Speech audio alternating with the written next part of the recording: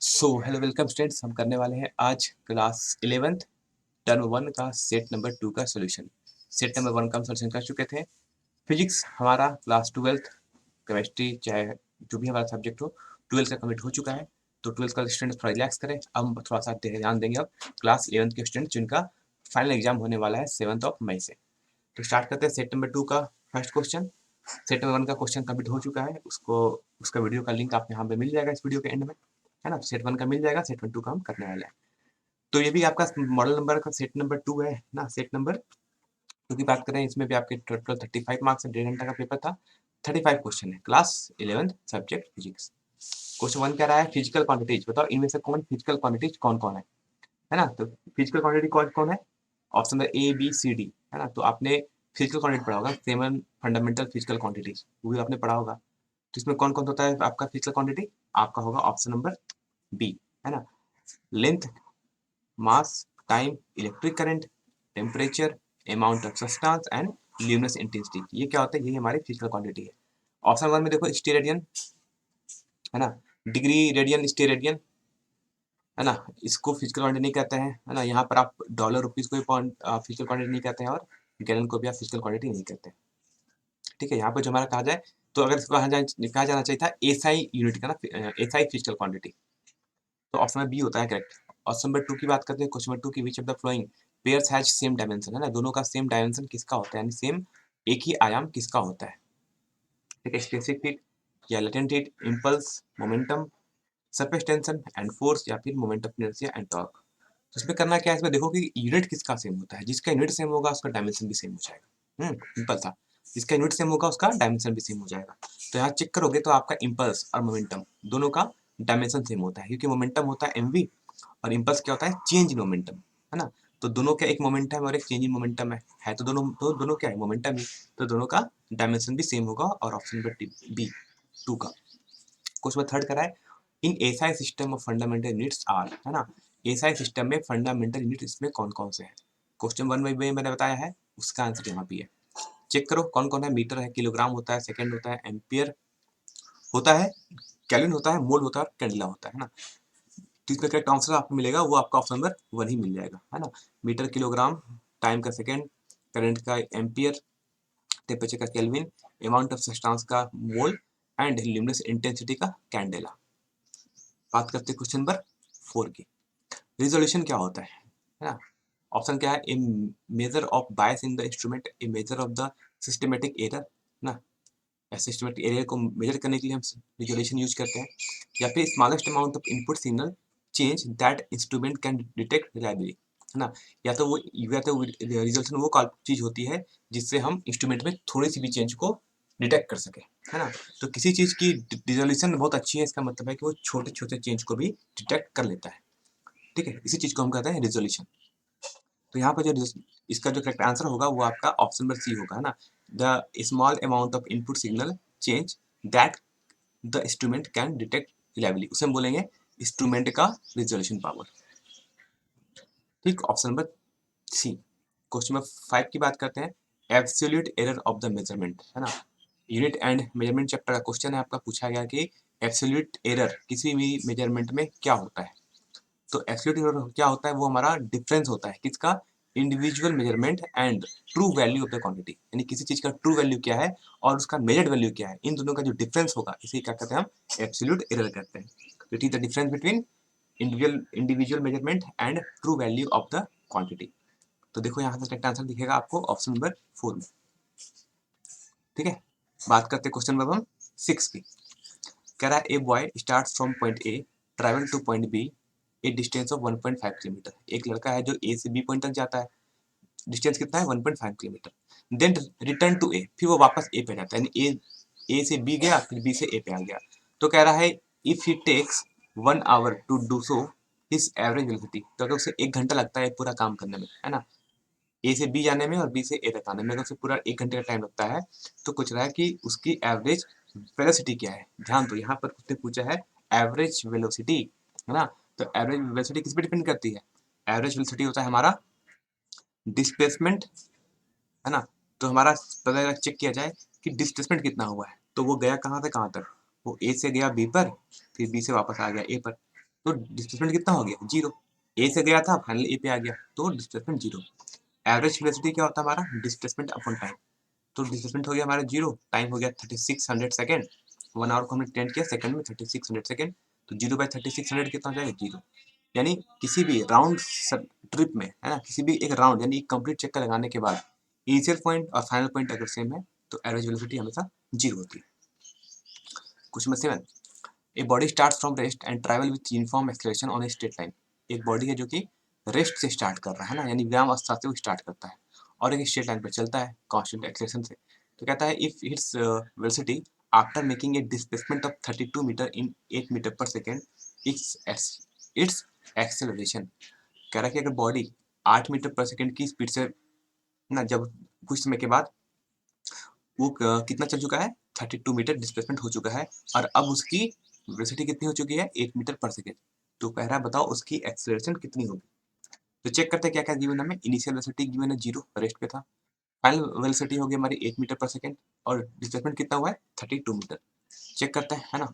Initial velocity zero, displacement हुआ है 32 metre और फाइनल वेलोसिटी कितनी हो गई है, 8 मीटर पर सेकेंड। तो फॉर्मूला होता है equation motion v square equal to u square plus 2s।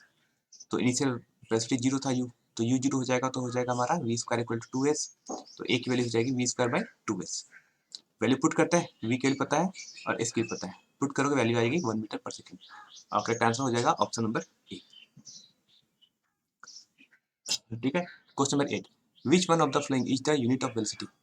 Velocity का यूनिट कौन होता है। तो सिंपल सा क्वेश्चन, मीटर पर सेकेंड, है ना, या तो किलोमीटर पर आवर भी हो सकता था, लेकिन इसमें से ऑप्शन में क्या दिया हुआ, ओनली मीटर पर सेकेंड। तो correct option C. Question 9, a body start from rest, है ना, एक बॉडी रेस्ट से स्टार्ट करता है और टी सेकंड के लिए चलता है। जब वो टी सेकंड के लिए चला तो उसकी एक्सेलरेशन किस एक्सेलरेशन से चल रहा है वो, 2 मीटर पर सेकेंड स्क्वायर। तो कह रहा है अगर उसकी डिस्प्लेसमेंट 16 मीटर हो गई है इस टी टाइम में, तो बताओ वो टाइम इंटरवल कितना है। तो अब क्या करो, जब भी ऐसा क्वेश्चन आता है न्यूमेरिकल, सारा पहले डाटा चेक करो क्या क्या गिवन है। हमें दिया स्टार्टिंग फ्रॉम रेस्ट, तो यू हो गया जीरो। एक्सेलरेशन दिया 2 मीटर पर सेकंड स्क्वायर और डिस्प्लेसमेंट दिया है 16 मीटर। तो वैल्यू रख लो, है ना। ये पता है, ए पता है, एस पता है, टी हमें पता नहीं, टी हमें कैलकुलेट करना है। तो देखो एस ए यू टी, ये चारों इक्वेशन किस फॉर्मूला में आता है, ये चारों वेरिएबल किस इक्वेशन में आता है। तो s equal to u t plus half a t square. U के लिए जीरो पुट कर दोगे तो एस की वैल्यू आ जाएगी हाफ ए टी स्क्वायर, तो टी स्क्वायर की वैल्यू 2s बाई ए, तो टी की value root over 2s by a. Value put करते हैं, 2 इंटू 16/2, सॉल्व करोगे वैल्यू आ जाएगी 4 सेकेंड। करेक्ट आंसर हो जाएगा हमारा ऑप्शन नंबर ए। ठीक है। क्वेश्चन नंबर 10 की बात कर रहे हैं। फिर से हमारा क्वेश्चन आ जाता है यूनिफॉर्म मोशन का क्वेश्चन। ठीक है, मोशन चैप्टर। कह रहा है बॉडी स्टार्ट फ्रॉम रेस्ट, है ना, फिर से बॉडी कहाँ से स्टार्ट कर, रेस्ट से। और कहता है उसकी एक्सेलरेशन कितनी है, 2 मीटर पर सेकेंड स्क्वायर। तो कह रहा है उसकी डिस्प्लेसमेंट कितनी हो जाएगी at the end of 3 second. तो 3 सेकेंड के बाद वो कितना चल जाएगा आगे तक, है ना। कोई बॉडी जीरो से स्टार्ट किया और उसकी एक्सेलरेशन गिवन है 2 मीटर पर सेकेंड स्क्वायर। तो क्या 3 सेकेंड के बाद वो कुछ आगे बढ़ गया होगा। तो कह रहा है वो कितना आगे चल चुका है, यानी उसका डिस्प्लेसमेंट कितना हो चुका है। तो फिर से देखो, यू गिवन है जीरो, ए पता है, एस निकालना है, टी में पता है। फिर से देखो यू ए एस टी किस फॉर्मूले में आता है, s equal to u t plus half a t square में। यू जीरो है तो हो जाएगा s equal to half a t square, a की वैल्यू 2, टी की वैल्यू 3 सेकेंड, स्क्वायर करोगे 2 से 2 कैंसिल, 3 का स्क्वायर 9। यानी आंसर आ जाएगा हमारा 9 मीटर। यानी 3 सेकंड के बाद पार्टिकल कितना, पार्टिकल का डिस्प्लेसमेंट कितना हो जाएगा, 9 मीटर। क्वेश्चन नंबर 11 की बात करते हैं। A body makes a displacement of 4 metre, है ना, due east from point O. पहले वो ओ से जाता है ईस्ट की तरफ, उसके बाद फिर वो 3 मीटर चलता है नॉर्थ की तरफ। तो पूछना है बताओ उसका डिस्प्लेसमेंट फ्रॉम पॉइंट ओ से कहाँ होगा, किधर होगा, ये कितना हो जाएगा। ठीक है, तो देखते हैं यहाँ पर। सबसे पहले उसने ओ से स्टार्ट किया, फिर पहले चलो वो ईस्ट की ओर ई 4 मीटर चला, उसके फिर वो कहाँ चला, 3 मीटर चला नॉर्थ की ओर, यानी ऊपर चला। फाइनल वो कहाँ पहुंचे, बी पे। तो पूछा बताओ अब ये ओ बी है ना, ओ बी ये इसका नेट हो जाएगा डिस्प्लेसमेंट ओ बी। कह रहा है ये वैल्यू कितनी है। तो दिख रहा होगा ये, यहाँ पर पाइथागोरस थ्योरम यूज कर सकते हैं ओ बी निकालने के लिए। तो O B square equal to क्या हो जाएगा, यानी ओ बी की वैल्यू हो जाएगी root over o a square plus a b square. O a पता है, ए बी पता है, वैल्यू सॉल्व करोगे डिस्प्लेसमेंट कितना आ जाएगा, 5 मीटर। तो correct answer option number C. Question 12, a body is travelling in a circle at constant speed. है ना? कह रहा है एक बॉडी है जो कांस्टेंट स्पीड से किसी सर्कुलर पाथ में चल रही है, तो पूछना बताओ इसमें क्या है ना? It has inward acceleration, it has constant velocity, it has no acceleration, या it has an outward radial acceleration. तो जब भी कोई पाथ किसी सर्कुलर पाथ में मूव करती है तो उसकी स्पीड कांस्टेंट होती है लेकिन वेलोसिटी कांस्टेंट नहीं होती है। क्योंकि वेलोसिटी कांस्टेंट इसलिए नहीं होती है क्योंकि हर एक इंस्टेंट पर वेलोसिटी का डायरेक्शन चेंज कर रहा है, यानी वेलोसिटी कांस्टेंट नहीं है। वेलोसिटी कांस्टेंट नहीं है मतलब एक्सेलरेशन है, ठीक। और एक्सेलरेशन है तो कहाँ है? Towards centre. तो ये होता है हमारा कोई पार्टिकल अगर सर्कुलर पाथ में मूव कर रहा है तो एक फोर्स एक्ट करता है अंदर की ओर जिसे हम बोलते हैं सेंट्रीपिटल फोर्स, और इसके थ्रू जो एक्सेलरेशन प्रोड्यूस होता है उसे हम बोलते हैं ना, उसे बोलते हैं सेंट्रीपिटल एक्सेलरेशन। प्रोड्यूस करते हैं हम एसी से, जो होता है हमारा सेंट्रीपिटल एक्सेलरेशन। ठीक है, तो जब भी कोई पाथ सर्कुलर पाथ में कांस्टेंट स्पीड से ट्रैवल करता है तो उस पर एक नेट एक्सेलरेशन होता है, उसे होता है हमारा सेंट्रीपिटल एक्सेलरेशन। ये तब होगा जब स्पीड कांस्टेंट है यानी स्पीड चेंज ना करे। ठीक, अगर स्पीड चेंज कर जाएगा तब उसके पास दो एक्सेलरेशन आ जाता है, एक होता है हमारा रेडियल, एक हो जाता है हमारा tangential. Question 13, when angular velocity change with respect to time then. तो कहता है एंगुलर वेलोसिटी टाइम के साथ चेंज करें तो क्या प्रोड्यूस होगा? तो change in velocity with respect to time होता है एक्सेलरेशन। तो change in angular velocity with respect to time क्या हो जाएगा? एंगुलर एक्सेलरेशन, है ना? एंगुलर वेलोसिटी तो एंगुलर एक्सेलरेशन प्रोड्यूस होगा। तो करेक्ट ऑप्शन हो जाएगा ऑप्शन नंबर ए। कंप्यूट करते हैं अल्फा से, है ना, equal to alpha equal to d omega by dt, यानी change in angular velocity divide by time. Question 14, the time of flight is equal to, बताओ टाइम ऑफ फ्लाइट क्या होती है ना? तो मैक्सिमम ऊंचाई तक पहुंचने में लगने वाले समय का 4 गुना, या फिर मैक्सिमम ऊंचाई तक पहुंचने वाले समय का 3 गुना, या मैक्सिमम ऊंचाई तक पहुंचने के इक्वल, या फिर मैक्सिमम ऊंचाई तक पहुंचने वाले समय का 2 गुना होता है टाइम ऑफ फ्लाइट। क्या होगा? करेक्ट ऑप्शन होगा ऑप्शन नंबर डी। कैसे? देखो, मान लो कि पार्टिकल चलता है ना, चला कहाँ से कहाँ तक? पार्टिकल चला, देखो यहाँ पर, यहाँ से लेकर मैक्सिमम हाइट ए तक ना, मैक्सिमम हाइट कहाँ तक गया पार्टिकल? ए तक। तो मैक्सिमम हाइट तक पहुंचने में जिसे लगा टाइम मान लो वो टी है, तो वापस आने में भी ए से नीचे तक आने में भी उतना ही टाइम लगेगा टी, ठीक। और ये पूरा जो जहाँ से हमें लॉन्च किया और फाइनल वो ग्राउंड पर आया, इसे ही बोलते हैं टाइम ऑफ फ्लाइट, जिसको हम डिनोट करते हैं कैपिटल टी से। तो कैपिटल टी क्या हो जाएगा? कैपिटल टी को हो जाएगा t plus t two t, है ना, यानी t equal to 2 plus 2 small t. Small t हो जाएगा time to reach maximum height. Small t time क्या था? मैक्सिमम हाइट तक पहुंचने में लगने वाला समय। तो टाइम फ्लाइट क्या हो जाएगा? ये 2 टाइम्स हो जाएगा, टाइम फ्लाइट हो जाएगा 2 times the time reach to maximum height, है ना, t equal to 2t। Option number D. Question 15, the path followed by a projectile called. अगर कोई पाथ एक, है ना, अगर कोई पाथ एक पैराबोलिक पाथ को फॉलो करता है तो इस पाथ को हम क्या बोलते हैं? यानी एक प्रोजेक्टाइल को जब आप नियर द अर्थ सरफेस फेंकते हो, है ना, तो वो एक पाथ फॉलो करता है, उस पाथ का नाम क्या होता है? क्या बोलते हैं उसे? ट्रेटरी, ट्रिजरी, ट्रैक्टर, या ट्रेजेक्ट्री? करेक्ट ऑप्शन होगा ट्रेजेक्ट्री। ये जो पाथ होता है ना, इस पाथ को हम क्या बोलते हैं? इस पाथ को ही हम बोलते हैं, है ना, इस पाथ को हम बोलते हैं ट्रेजेक्ट्री बोलते हैं, याद रखना, है ना। इसको प्रक्षेप वक्र बोलते हैं इसे। क्वेश्चन 16, व्हेन ए बस, है ना, when a bus stop suddenly a passenger in the bus falls forward. अगर आप बस में चल रहे हो, बस अगर अचानक से ब्रेक लेता है तो हम आगे की ओर झुकते हैं। तो इसे किसने एक्सप्लेन किया था? है ना, न्यूटन का first law, second law, third law, या फिर principle of conservation of momentum. ठीक है, तो न्यूटन का फर्स्ट लॉ क्या था कि कोई बॉडी अगर रेस्ट पे है तो रेस्ट पे रहना चाहती है, और मोशन पे रहती है तो मोशन पे रहना चाहती है, अनलेस उस पर कोई एक्सटर्नल फोर्स ना लगे।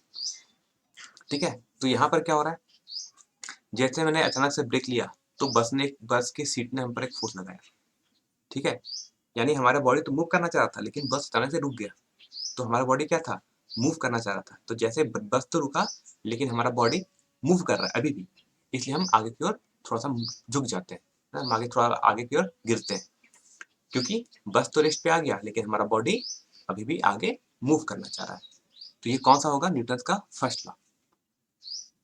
Question 17, a passenger sitting in the बस moving at uniform speed feels feels pushed backward whenever the bus is accelerated forward. This type of force is called, है ना, हम अगर बस में चल रहे हैं, है ना, कांस्टेंट स्पीड से बस चल रही है, बस अगर अचानक से एक्सीलरेट करता है है ना, तो हम पीछे की ओर झुकते हैं, है ना, हम अचानक पीछे की ओर थोड़ा सा झुकते हैं, हमें ऐसा लगता है कि कोई हमें पीछे से खींचा है। इस फोर्स को क्या कहते हैं? है ना, एक्चुअली में तो हमें किसी ने खींचा नहीं है ना, किसी ने तो हमें पकड़ के पीछे खींचा नहीं, लेकिन फिर भी हमें लगता है कोई हमें पीछे खींच रहा है। इस टाइप के फोर्स को हम कहते हैं फिक्सियस या सुडो फोर्स, है ना, इसे बोलते हैं काल्पनिक या छद्म फोर्स कहते हैं, क्योंकि ये वो फोर्स है जो एक्चुअली कोई हम पर लगाता नहीं है, लेकिन हमेशा फील होता है ना, सिर्फ फील होता है, कोई हम पर पकड़ के हमें कोई पीछे खींचता नहीं है। ठीक है, तो ऐसे फोर्स को बोलते हैं फिक्सियस या फिर pseudo force. Question number 18, a body of mass 5 kg travelling with a uniform velocity of 2 metre per second, है ना, मास गिवन है और वेलोसिटी गिवन है, तो पूछा था मोमेंटम क्या होगा। सिंपल सा क्वेश्चन मोमेंटम का, मोमेंटम इक्वल टू था P equal to mv, mass given है 5, वेलोसिटी गिवन है 2, मल्टीप्लाई कर लो, आ जाएगा 10 kg मीटर पर सेकेंड।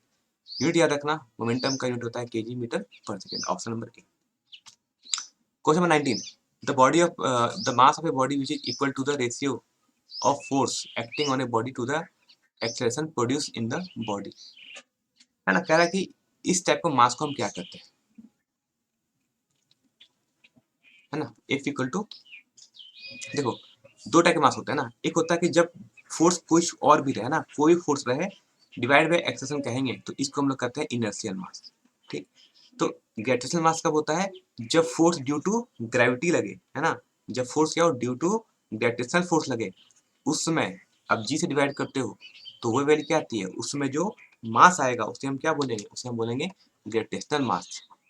ठीक है, जब फोर्स कौन हो, ग्रेविटेशनल फोर्स हो, तब जो वैल्यू आती है मास की, उसे बोलते हैं ग्रेविटेशनल मास।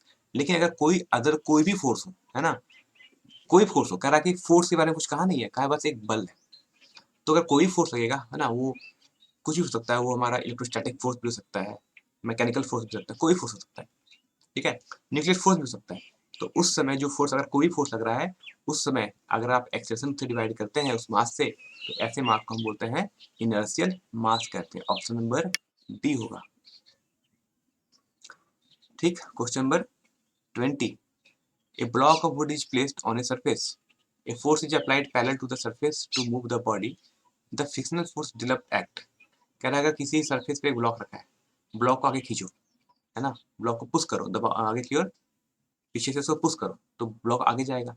तो हमेशा लगता है कि कोई पीछे की ओर भी एक फोर्स लगता है ना, तो वहां पर एक सरफेस, यानी सरफेस और ब्लॉक के सरफेस के बीच में एक फोर्स लगता है, जिसे हम कहते हैं फ्रिक्शनल फोर्स कहते हैं। कह रहा है इस फ्रिक्शनल फोर्स का डायरेक्शन किधर होता है, तो देखो ये हमने फोर्स लगाया, है ना, कैपिटल एफ हमारा फोर्स है, तो फ्रिक्शनल फोर्स कहाँ लगता है, हमेशा नीचे, दोनों के कॉन्टेक्ट में, और कहाँ लगता है, अप्लाइड फोर्स के पीछे लगता है ना, तो ये हमसे कहाँ लगेगा, opposite to the direction of applied force, है ना, यहाँ जो हमारा एफ था ये क्या था, ये था हमारा अप्लाइड फोर्स, यानी ये वो फोर्स है जो हम लगा रहे हैं। ठीक है, तो फ्रिक्शनल फोर्स कहाँ लग रहा है, हमेशा पीछे लग रहा है फ्रिक्शनल फोर्स, है ना, हमेशा ऑपोजिट लगता है। क्वेश्चन नंबर 21 कह रहा है out of the fundamental forces gravitational, electric force and weak nuclear force and strong nuclear force, gravitational force का रैंक कहाँ होता है ना, चार टाइप के फोर्स होते हैं fundamental force, gravitational, electric, weak nuclear force, strong nuclear force. इसमें से ग्रेविटेशनल फोर्स का रैंकिंग कहाँ आता है, अकॉर्डिंग टू स्ट्रेंथ। तो याद रखना, स्ट्रेंथ, सबसे ज्यादा जो स्ट्रेंथ होता है वो होता है हमारा, सबसे ज्यादा जो स्ट्रॉन्ग फोर्स होता है वो होता है हमारा स्ट्रॉन्ग न्यूक्लियर फोर्स, दूसरे पे आता है हमारा इलेक्ट्रिक फोर्स, उससे कम होता है ग्रेविटेशनल फोर्स, और सबसे कम फोर्स जो लगता है वो होता है हमारा वीक न्यूक्लियर फोर्स, है ना, नाम ही वीक, तो सबसे कम ही होगा, स्ट्रॉन्ग मतलब सबसे ज्यादा होगा। तो कह रहा है कि ग्रेविटेशनल फोर्स की रैंकिंग कहाँ पर आती है, तो ये थर्ड नंबर का स्ट्रॉन्ग फोर्स है, सबसे बड़ा स्ट्रॉन्ग, सेकंड होता है हमारा इलेक्ट्रिक फोर्स, थर्ड होता है हमारा ग्रेविटेशनल फोर्स, और फोर्थ है हमारा वीक न्यूक्लियर फोर्स।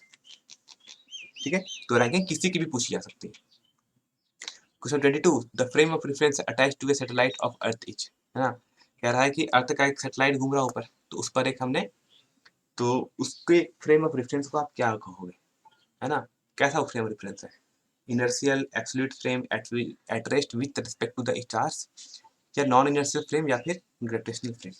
देखो हमारा अर्थ भी एक्सलेट कर रहा है, अगर अर्थ हमारा घूम रहा है तो यानी अर्थ हमारा एक्सलेशन है, उसमें एक एंगुलर एक्सलेशन है, और जो जो सैटेलाइट है जो कि घूम रहा है ना, अर्थ के साथ साथ, उसमें भी एक एंगुलर एक्सलेशन है। ठीक है, तो अगर उसमें एक्सलेशन है तो उसे हम क्या कहेंगे, अगर एक्सलेशन आ गया तो उसे क्या बोलेंगे हम, नॉन इनर्शियल फ्रेम, है ना। जब भी किसी फ्रेम और रेफरेंस में एक्सेलरेशन आ जाएगा तो उसे हम क्या बोलेंगे, नॉन इनर्शियल फ्रेम। तो ऑप्शन हो जाएगा C number. Question 23, a block of mass m is placed on a flat surface. A force is applied to move it parallel to the surface. The frictional force F developed is proportional to the। अभी जो मैंने question कराया था same question है, दो तीन question जो पहले मैंने कराया था कि एक ब्लॉक रखा है सरफेस पे, तो हमने एक फोर्स आगे लगाया F, कैपिटल F, तो पीछे लगता है हमारा फ्रिक्शनल फोर्स स्मॉल f। तो कह रहा है ये स्मॉल f किस चीज के प्रोपोर्शनल होता है। तो देखो जो हमारा फ्रिक्शनल फोर्स की वैल्यू होती है वो होती है mu into n, mu into यानी coefficient of friction into normal force.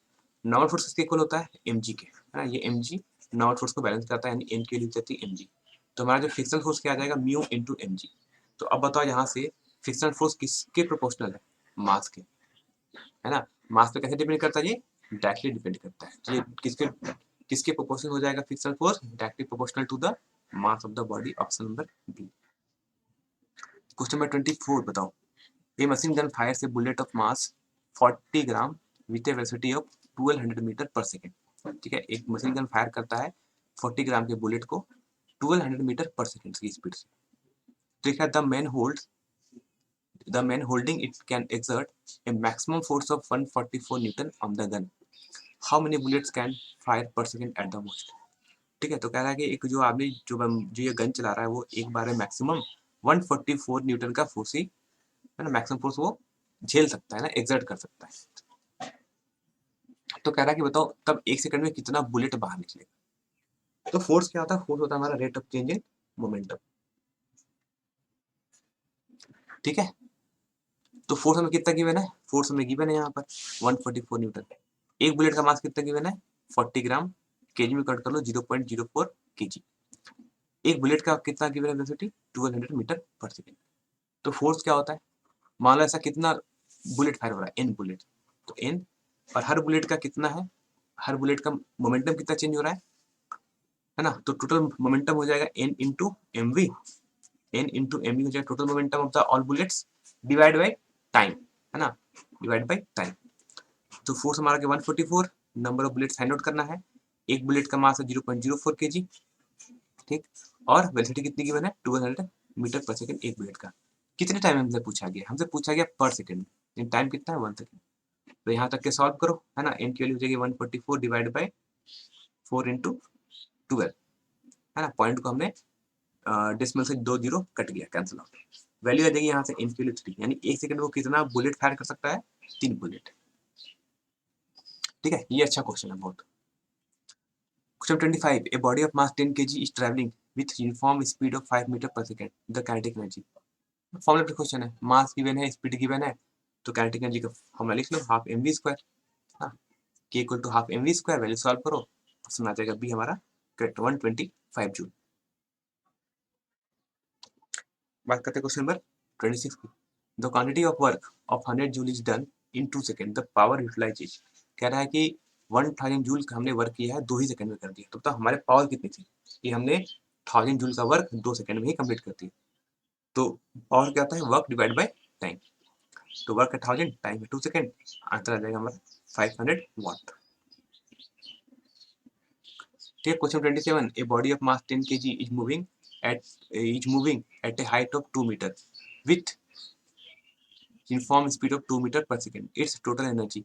अब बॉडी है वो 2 मीटर हाइट पर भी है और उसके पास स्पीड भी है 2 मीटर पर सेकंड की। तो कह रहा है टोटल एनर्जी कितनी होगी। तो इस पर हाइट पे है तो इसके पास पोटेंशियल एनर्जी होगी, इसमें वेलोसिटी है तो इसमें काइनेटिक एनर्जी भी होगी। तो टोटल एनर्जी क्या हो जाएगा, potential energy plus kinetic energy. Formula रख लेते हैं, पोटेंशियल एनर्जी हो जाएगा हमारा mgh, काइनेटिक हो जाएगा half m we square. M common लेंगे तो बच जाएगा gh plus half we square. M की वैल्यू 10 kg, जी के लिए हमने पुट किया 9.8 इंटू 2, हाइट 2 था हमारा, प्लस हाफ, और वेलोसिटी हो जाएगा 2 का स्क्वायर। कैंसिल आउट करोगे, सॉल्व करोगे, वैल्यू आ जाएगी 216 जूल, और हमारा करेक्ट ऑप्शन हो जाएगा ऑप्शन नंबर बी। ठीक, क्वेश्चन नंबर 28 की बात करते हैं।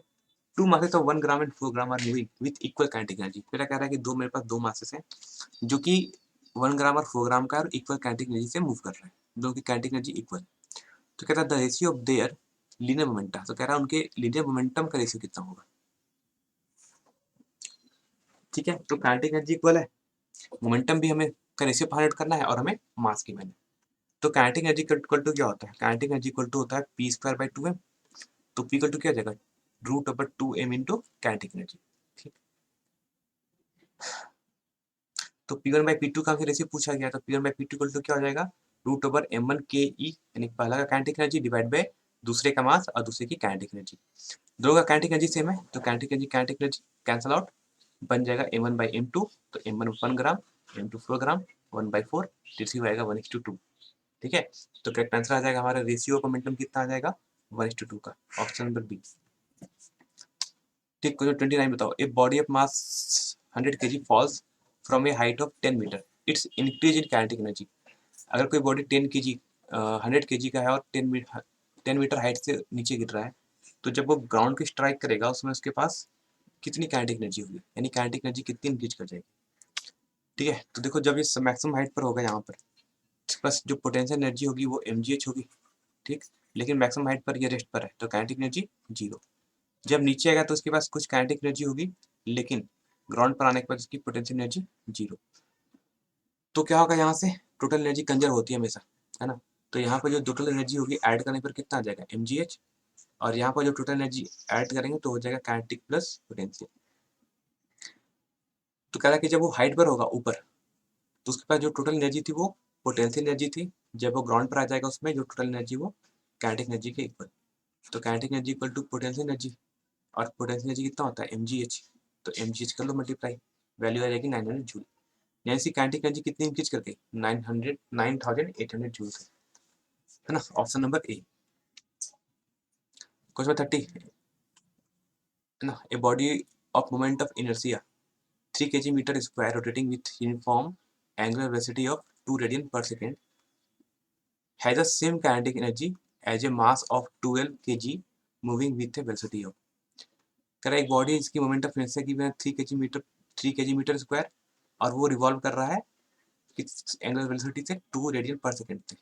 तो कह रहा है उसकी काइनेटिक एनर्जी उतनी है जितने की एक 12 kg के मास की होती है, जो कि मूव कर रहा हो किस वेलोसिटी से। तो पहले बॉडी का हो जाएगा रोटेशनल काइनेटिक एनर्जी, दूसरे बॉडी का हो जाएगा लीनियर काइनेटिक एनर्जी, और दोनों क्या है, सेम है। इक्वेट कर लेंगे, है ना, ये हो गया हमारा रोटेशनल काइनेटिक एनर्जी और ये हो गया हमारा लीनियर काइनेटिक एनर्जी, दोनों इक्वल होना चाहिए। तो 2 से 2 cancel, I omega square equal to M we square, तो वी की वैल्यू हो जाएगी root over I omega square by M.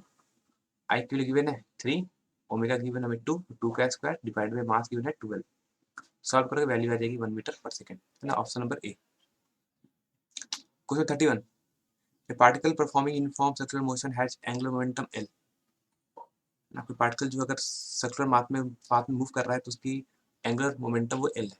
तो कह रहा है अगर उसकी एंगुलर फ्रीक्वेंसी को डबल कर दो और काइनेटिक एनर्जी को हाफ कर दो, तब उसका नया एंगुलर मोमेंटम क्या होगा। ठीक है, तो लेसन याद होना चाहिए हमारा काइनेटिक एनर्जी, एंगुलर मोमेंटम और एंगुलर फ्रीक्वेंसी।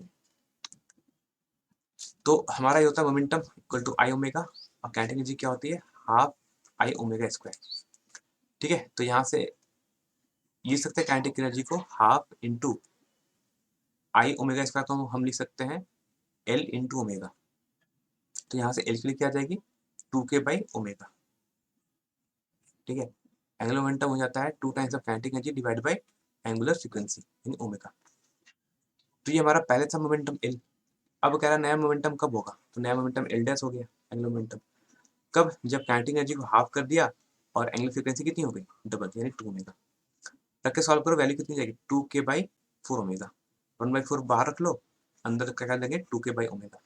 और अभी 2k बाई ओमेगा की वैल्यू कितनी है, यहाँ से वैल्यू आई है, इसकी वैल्यू थी कितनी, एल थी, तो ये हो जाएगा L/4, यानी जो नया एंगुलर मोमेंटम है वो कितना हो जाएगा, L/4, ऑप्शन नंबर बी में।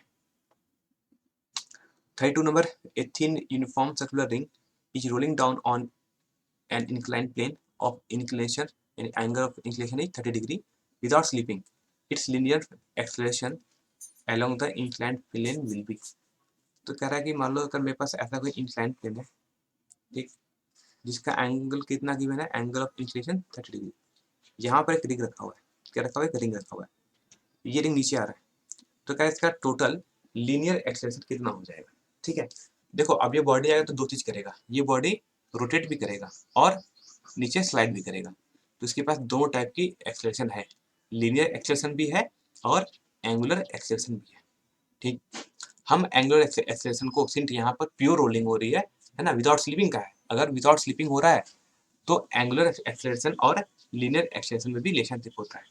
ठीक, अब दोनों को कंबाइंड फॉर्म में जो हमारा एक्सेलरेशन आता है वो फॉर्मूला याद रखना है ना, इंपॉर्टेंट फॉर्मूला है, याद रखना फॉर्मूला कौन सा, कि जो हमारा लीनियर एक्सेलरेशन होता है उसकी वैल्यू क्या होती है, G sine theta upon 1 plus I by M H M R square. I होता है मोमेंट ऑफ इनर्शिया, अगर डिस्क है तो डिस्क का लिखेंगे मोमेंट ऑफ इनर्शिया, रिंग दिया है तो रिंग का लिखेंगे मोमेंट ऑफ इनर्शिया आई, नीचे एम आई स्क्वायर हमेशा होता है। तो रिंग के लिए क्या होता है, रिंग के लिए होता है आई की वैल्यू एम आई स्क्वायर। तो आई की जगह हमने क्या पुट किया, आई की जगह हमने पुट कर लिया एम आई स्क्वायर, तो एम आई स्क्वायर से कैंसिल, वन टाइम्स में ऊपर वैल्यू हो जाएगी जी साइन 30, तो जी इंटू साइन 30 की वैल्यू 1/2 डिवाइड बाई नीचे 1 + 1 2 हो जाएगा, सॉल्व करके वैल्यू आ जाएगी जी/4, यानी इसका जो एक्सप्रेशन होगा वो कितना हो जाएगा, जी/4 हो जाएगा। यानी करेक्ट आंसर हो जाएगा हमारा ऑप्शन नंबर सी।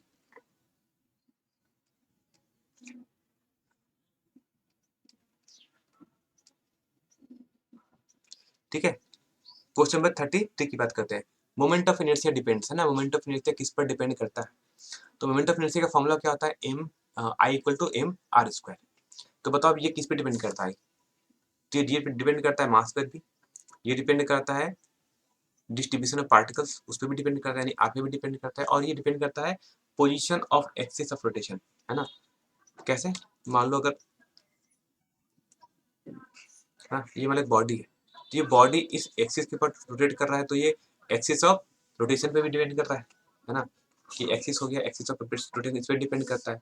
हर पार्टिकल, है ना, हर पार्टिकल अपने इस पॉइंट से कितने डिस्टेंस पर है इस पे भी डिपेंड करता है, और मास पे भी डिपेंड करता है। तो ये सब पे डिपेंड करता है ना, किस एक्सिस के अबाउट इसको रोटेट कराओगे उस पर भी डिपेंड करेगा, मास पे भी, और डिस्ट्रीब्यूशन ऑफ पार्टिकल्स पे भी डिपेंड करता है, यानी ऑल ऑफ दीज आंसर होगा इसका। 34 number, a body is rotating about an axis passing through its center of mass, then its angular momentum is directed along, है ना। तो अगर कोई बॉडी अपने एक्सिस के अबाउट होकर रोटेट कर रहा है ना, अगर अपने एक्सिस के अबाउट अगर रोटेट कर रहा है तो कह रहा है उसका जो एंगुलर मोमेंटम होता है उसका डायरेक्शन कहाँ होता है, उसका डायरेक्शन होता है हमारा एक्सिस ऑफ रोटेशन। ठीक है, ऑप्शन नंबर डी।